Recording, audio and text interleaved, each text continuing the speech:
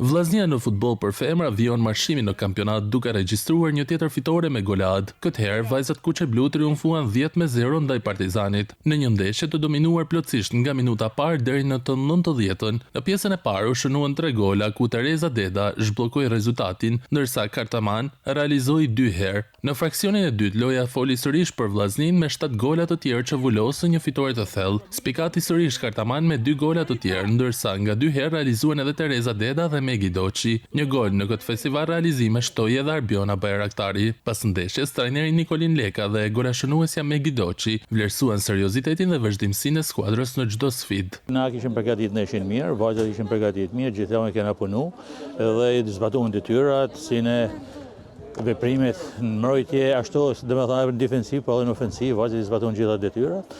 Normalisht i paraport kena rregulluar diçka sepse kena çalu pak te pjesa e finalizimit, por duhet përgëzoj vajzat për paraqitjen fushën e lojës. Si çdo ndeshje tjetër, pavarësisht është një ndeshje e rëndësishme për ne që duhet fituar, duhet marrë 3 pikë.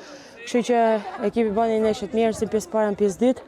Shënuam golat, jo vetëm unë, por edhe gjithë vajzat e tjera, shumë e rëndësishme për motivimin e skuadrës, motivimin e tëna vajzave, kështu që e rëndësishme është fitoria. Me këtë sukses, vllaznia arrin fitoren e 10 në po aq ndeshje të luajtura, duke udhëhequr vetëm me renditjen e pikë të plota dhe duke u shkëputur nga rivalet në garën për titull.